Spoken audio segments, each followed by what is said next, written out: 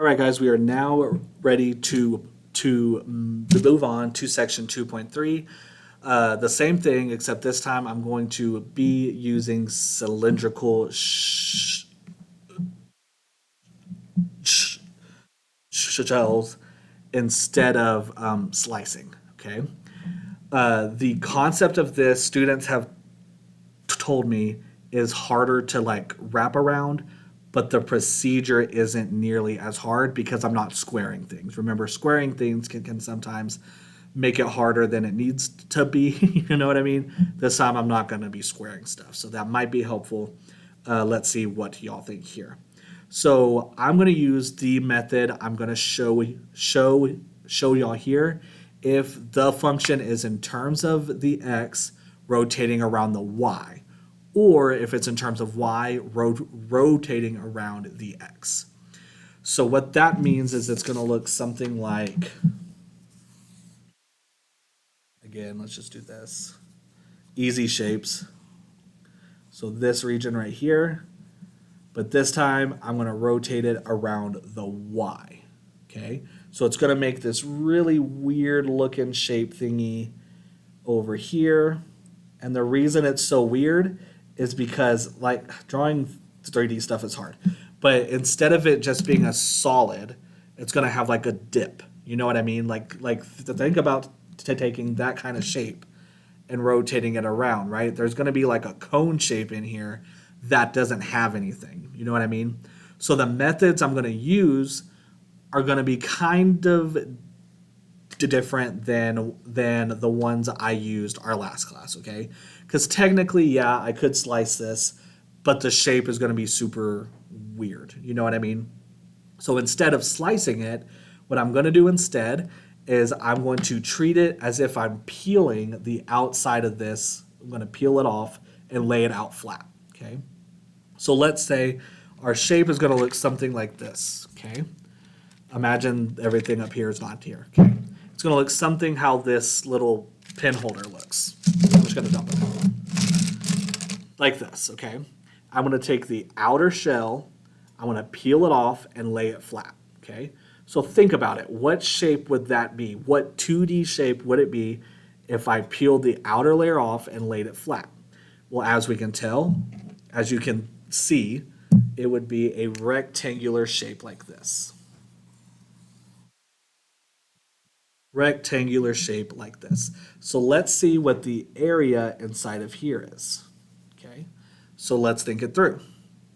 Well, let's think about the length first, which is going to be what I got from over here, right? I cut it and I laid it flat, so my length comes from right here, okay? So think about that. My length is going to be when I peeled it off, where did that come from on this shape? Well, my length, as I peel it off, is being formed by the circumference of this shape, okay? So the circumference, remember, is 2 pi r. You learned that in probably grade school, right? 2 pi r. Well, what is r here? R is whatever x is. So the length is 2 pi x.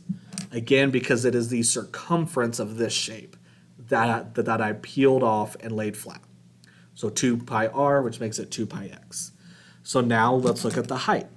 Okay, our height is whatever the graph is, whatever f of x is. So the area inside of here is going to be my length times my width, 2 pi x times f of x, and I'm going to do that for every value of x I have in here. So this is where I get the shell method I have on my note sheet. 2 pi is out front because it's a constant, right? 2 pi x f of x, which is exactly what I had right here. So that's where I get this from. Okay, so again, this is for if my function is in terms of x being rotated around the y, or it's in terms of y being rotated around the x. So we're going to use the shell method for problems like that. So let's start with example number 1. Define R as the region bounded above by the graph 1 over x and below by the x from 1 to 3. Find the volume of the solid of the revolution formed by revolving R around the y. So since it is in terms of x being rotated around the y, that's when I'm going to use this here. So let's do that example.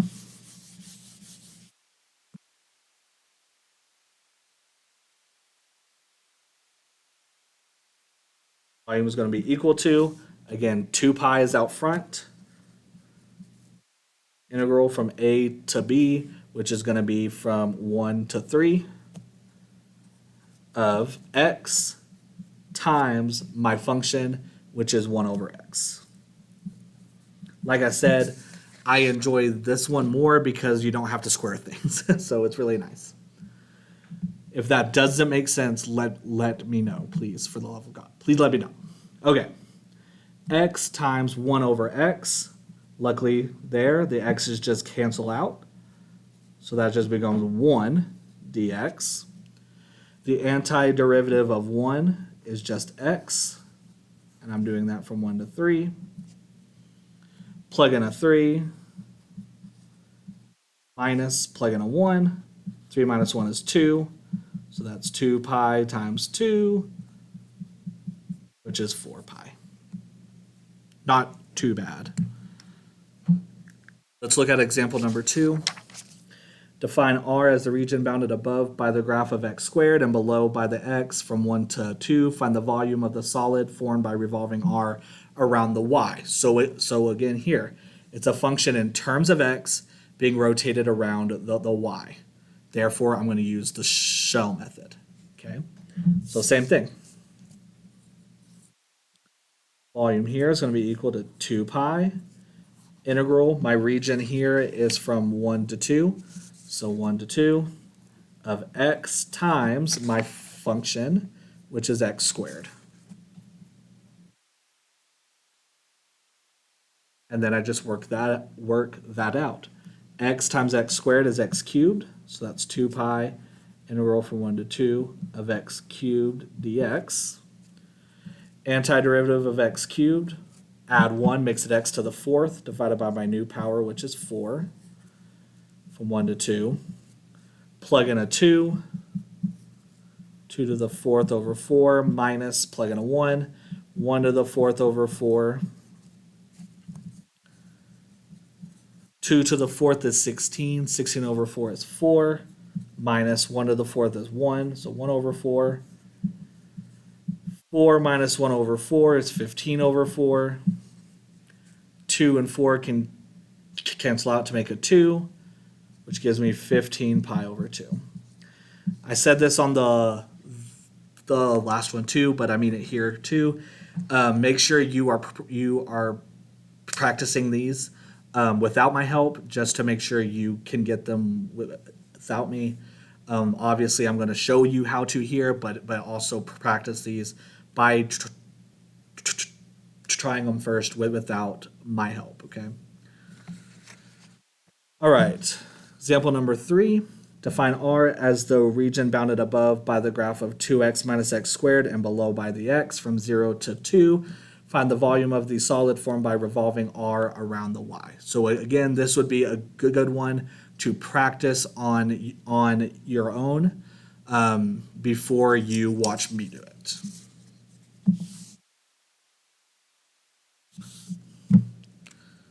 So once again, shell method, because it is in terms of x being rotated around the y.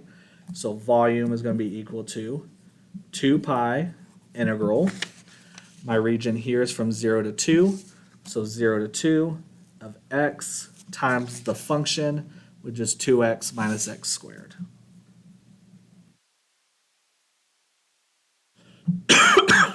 Distribute the x. 2 pi integral 0 to 2. 2x times x is 2x squared. X squared times x is x cubed. Take the antiderivative. Add 1 would make it 3. Divide by the new power, which is 3.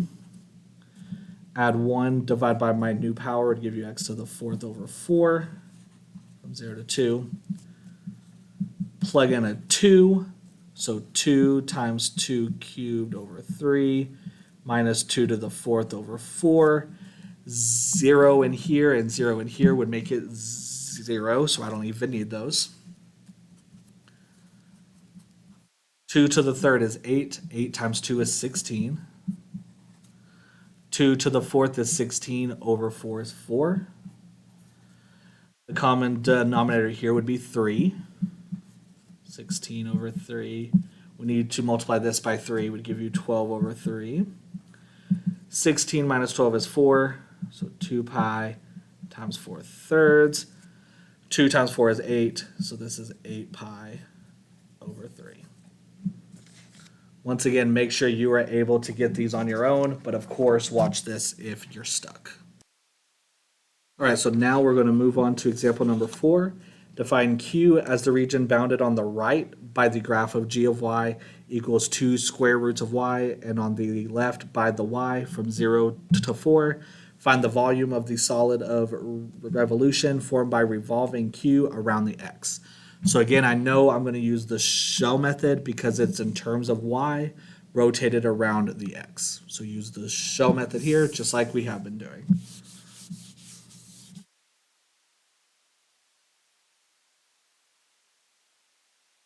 So the volume is going to be equal to 2 pi integral. Really quick, I didn't point this out. The symbol you see right here just means y is inside of that set, is what it means. So this just means, again, y starts at 0 and then goes until the 4. So 0 to 4 of y times the function 2 square roots of y. dy. We are going to deal with a lot of square roots in this class. Don't let them scare you, okay? Remember, square root of y is like saying y to the 1/2, right? So y to the 1/2 times y to the first. To combine those, I can just do 1/2 plus 1. So that's to the 3/2. So this is 2 pi integral 0 to 4. I can actually bring this 2 out front too. 2 times 2 would make this 4 pi y to the 3/2 dy. Again, I get 4 because doing 2 times this 2 would give me 4. And I get y to the 3/2 because this is y to the 1/2 times y to the 1. 1 plus 1/2 is the 3/2. So now just take the antiderivative. Adding 1 to the power, 3/2 plus 1 is 5/2 over, again, divide by the new power from 0 to 4. Dividing by 5/2 is like multiplying by 2/5. So this is going to be 2/5 y to the 3/2 from 0 to 4. Plug in our top bound first. 4 to the 3/2. Again, if I plug 0 in here, it would just be equal to 0, so I don't need it. 4 to the 3/2, how I do that, you take the square root of 4 is 2, and then cube it. 2 cubed is 8. So again, square root of 4 is 2, 2 to the 3rd is 8. So this is 4 pi times 2/5 times 8. 2/5 times 8, 2 times 8 is 16, and then 16 times 4 is 64. Once again, as I have said 100 times, and as I will say 100 more times, if that does not make sense, please let me know. I will be happy to help you out. Example number 5. Define R as a region bounded above by the graph of f of x equals x and below by the x-axis from 1 to 2. Find the volume of the solid of revolution formed by revolving R around the line x is equal to -1. So this time I'm not rotating it just around the y, but around the vertical line x is equal to -1.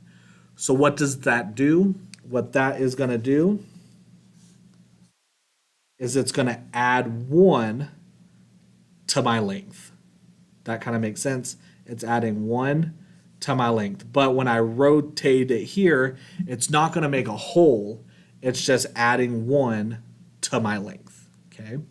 So what this means is instead of it just being x right here, it's going to be x plus 1. That's the only change I'm going to have here. Instead of it just being an x, it's going to change it to x plus 1. So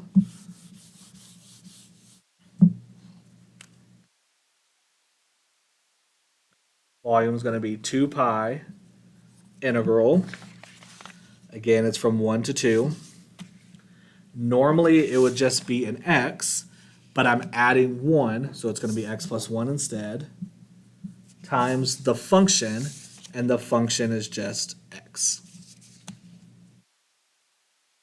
Easy enough. If that doesn't make sense, let me know.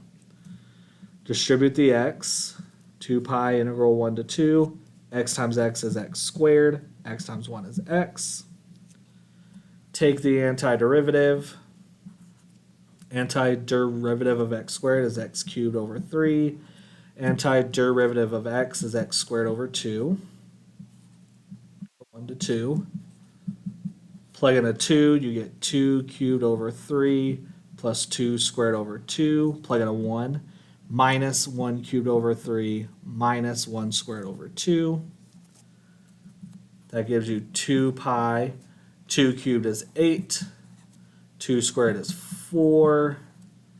Minus 1/3 minus 1/2. The common denominator there would be a 6. So that's 2 pi. I need to multiply this by 2. 16 over 6. Multiply this by 3.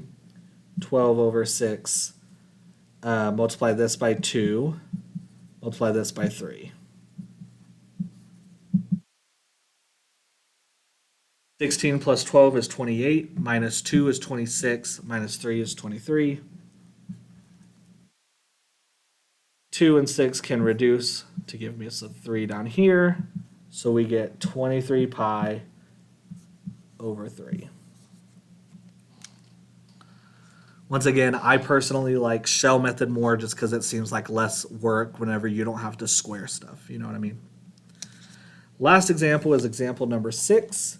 Define R as a region bounded above by the graph of f of x equals square root of x and below by the function g of x equals 1 over x. From 1 to 4, find the volume of the solid of revolution formed by revolving R around the y.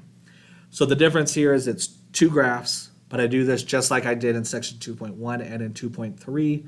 Do it for the top first, and then subtract, do it for the bottom. That's it. So same thought process, just subtracting them. So the volume of the first part, of the top part, 2 pi integral, the region is from 1 to 4, x times, and my top graph is square root of x. That's for the top part. And then I want to subtract the bottom part. Integral from 1 to 4, x, the bottom graph is 1 over x. So it's just like we have done, do the top one minus the bottom one. So if it helps, since both of those have 2 pi, we can bring that out front. Both of them are integral from 1 to 4. That can save us a lot of space. X times square root of x, we did this one a while ago. Square root of x is like x to the 1/2. X to the 1/2 times x is x to the 3/2. Minus x times 1 divided by x. X's will cancel out, leaving me with just 1. Take the antiderivative of that. My new power would be x to the 5/2 divided by 5/2 minus the antiderivative of 1 is just x from 1 to 4. Again, dividing by 5/2 is like saying times 2/5 to save us space. 2 times that 2/5 is 4/5. So I'm going to go ahead and put that. Ooh, I cannot put that out front because it's only on this one term. I almost messed up there. Don't let me mess up. If y'all see me mess up, let me know. I don't like it doesn't bother me if you let me know that I messed up. I almost did, but I didn't. So this is like multiplying by 2/5 from 1 to 4. Plug in 4 first. 2/5, 4 to the 5/2, minus 4, and then subtract, plug in a 1. 2/5, 1 to the 5/2, minus would make it plus 1. Equals 2 pi. 4 to the 5/2, remember that's like saying the square root of 4 to the 5th. Square root of 4 is 2. 2 to the 5th is 32. 32 times 2 is 64. Minus 4. 1 to the 5/2 is just 1. If we want, we can go ahead and do -4 plus 1 would be -3. Common denominator is 5. 64 over 5. I would need to multiply that by 5, so minus 15 over 5, minus 2 over 5. 64 minus 15 is going to be 49. 49 minus 2 is 47. 47 times 2 is 94. So 94 pi over 5 is what I get there. I'm realizing a mistake now in my head that I made on example number 4. The power was 5 over 2. I think I wrote down 3 over 2. So keep that in mind. Go back in your notes and make sure it should be 5 over 2. I realized it as soon as I did this, that I made that mistake on example number 4. Like I said, I'm human too. So go back and change that. All right, that is all I need from y'all for section 2.3. Again, make sure you can also do these on your own.